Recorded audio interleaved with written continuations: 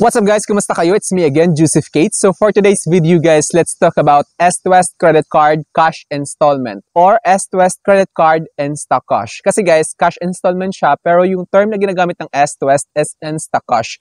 Kapag yung credit limit ninyo sa credit card ay i-convert nyo into cash. I-share ko sa inyo guys kung paano mag-Instacash or mag-cash installment sa East West via East West EasyWay application. Sa online banking ng East West guys, hindi nyo na kailangan tumawag ng customer service or kahit na ano paman. Diretso kayo sa online banking ng East West, doon kayo magpa-process ng cash installment or Instacash sa inyong East West credit card. Pero bago yun, nais muna kitang imbitahan na mag-subscribe sa YouTube channel ko kung bago ka pa lang kasi marami pa po akong i-share ng mga tutorials, knowledge, and experience of mine in the future. Kaya naman huwag niyong kalimutan mag-subscribe para updated kayo lagi sa mga vlogs na i-upload ko. Yun lang po at sobrang maraming salamat po.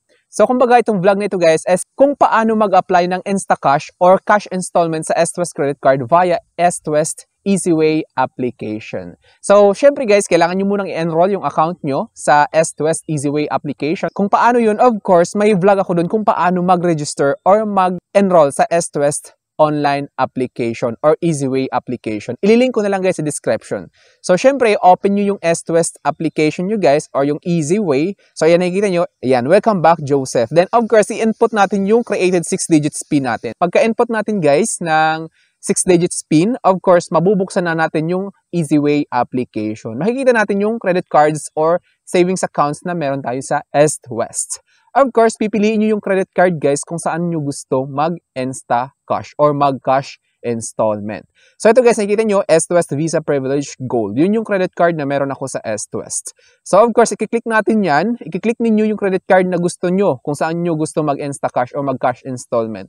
Pagka-click ninyo guys ng credit card na gusto ninyo, ganito yung lalabas. Makikita nyo yung details ng credit card ninyo. So as you can see guys, ayan, East West Privilege Visa Gold. Yung outstanding balance is 00. So, yun. Fully paid kasi ako. Hindi ako nagbabayad ng minimum amount due. Talagang pinu-full payment ko yung mga bills ko sa credit cards ko. Which is good. Yun ang dapat. Trivia lang. So, ayan nakikita nyo guys, yung available credit limit, kung magkano. Of course, kailangan nyo i-scroll down. Scroll down nyo ng slide. Makikita nyo sa baba. Quick Bills, Instacash, or Balance Transfer. So, ayan, nakikita nyo yung options.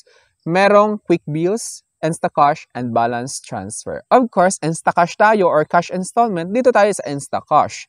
I-click natin yung Instacash guys. Pagka-click ninyo, makikita nyo dito, lalabas, Instacash. To an East West deposit account, to a deposit account in another bank. So, kung meron kayong savings account sa East West guys, or kung gusto nyo doon makredit yung in-installment ninyo or yung in-Instacash ninyo, to an East West deposit account kayo. Pero kung wala kayong savings account or ayaw nyo sa savings account ninyo sa East West, sa ibang bank account nyo gusto, syempre dito kayo sa to a deposit account in another bank. Pagka-click nyo guys, syempre pipiliin ko guys yung to a deposit account in another bank. So pagka-click natin yan guys, syempre, po-provide natin, nakikita nyo yung from, kung saang credit card ninyo gusto mag-Instacash, then yung pangalan nyo, at saka yung available credit limit. Tapos, to account name. So, kung ano yung, guys, yung pangalan ninyo sa bank account ninyo, syempre, yun yung ilalagay nyo dito. Then, yung destination bank, kung BDO, BPI, or kung RCBC, ganon, pipili kayo dito, mag-click nyo yung select destination bank. Select account type, kung ito ba ay checking account or savings account. Ganon siya, guys. Then, enter account number. So, make sure lang, guys, na yung account number or lahat ng details is na-enter siya ng tama. Then, nandito guys, may nakalagay na notes sa baba. Please type in the exact account name of your nominated bank deposit account, cash deposit only, and GCash accounts are not qualified. Ibig sabihin yung mga e-wallets guys, hindi pwede. Dapat major banks lang talaga siya. BDO, East West of course, din yung RCBC, ganyan tulad na sabi ko, bawal yung e-wallets guys. Then principal amount. So, yung principal amount, guys, is yun yung ilalagay yung kung magkano. Of course, guys, kapag balak nyo mag-Instacash or mag-cash installment, dapat kinoconsider nyo rin yung credit limit nyo, guys. Tignan ninyo kung, computein nyo na, guys, kung magkano yung add-on rate, kung magkano yung interest per month, tapos, kung kakayanin ba ng credit limit ninyo para hindi kayo ma-charges ng over-limit fee ni East West. Then, lagay nyo yung principal amount, which is hindi lalagpas kapag sinama na yung interest at saka yung processing fee. Hindi lalagpas sa credit limit na available na meron lamang kayo. Then, click nyo yung continue, guys.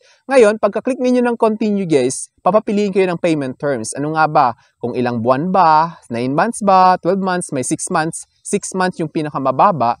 Tapos, 60 months yung pinakamatagal. So, nakikita nyo, guys, ayan, nakikita nyo, 0.70% monthly add-on rate sa 6 months. Sa 9 months naman is 0.70%. Then, ayan nakikita nyo. Then, sa 12 months, 0.60.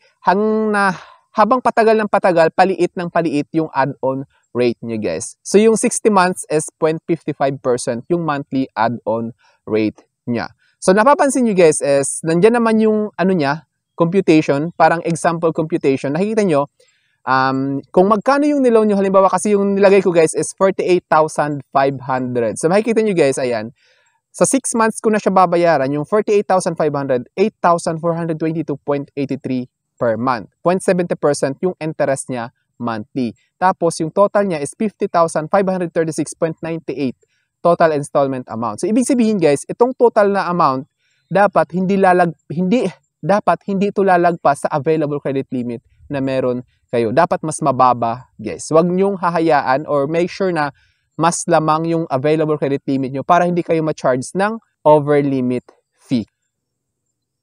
Kasi may over limit fee sa East West. And then pag nakapili na kayo, guys, of course, pipiliin nyo lang kung ilang months. Sa akin, guys, is 60 months yung pinili ko. Then pagka-select ninyo, guys, ng tenurement or payment terms, kung gaano katagal niyo babayaran, i-review nyo yung details. Ayan, nakikita nyo, Instacash from then to BDO. So, kasi BDO account yung pinili kong bank account. Then, yung processing fee is 500, guys. Tulad ng sinabi ko, term niya is 60 months. Tapos, makikita nyo yung monthly amortization, yung total installment amount. Ganun siya, guys. And then, yung monthly add-on rate, which is 0.55%. So, nandito, guys, may nakalagay sa baba.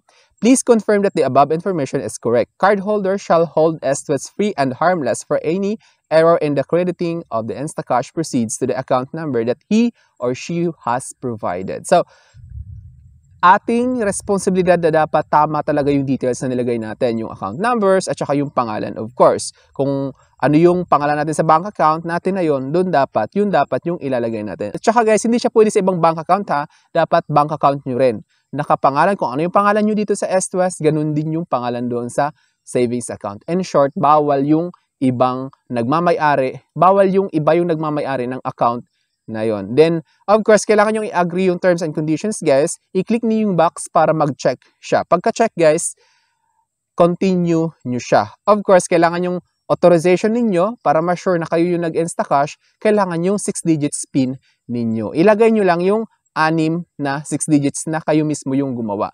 Then, pagkatapos nun, guys, ayan, submitted na siya. Thank you. We will inform you of the status of your Instacash applications via email and or text message within 6 banking days. So, ibig sabihin, 6 days yung feedback nila, guys, kung approve or hindi. Kasi minsan, hindi nila ina-approve kung may mga unsettled debts kayo, guys. Kaya, ganon. Kailangan ingatan nyo yung credit history ninyo. So, I think that's all for now. So, sana may na-share ako. It's me again, Joseph Kate. Don't forget to subscribe for more videos. Bye-bye!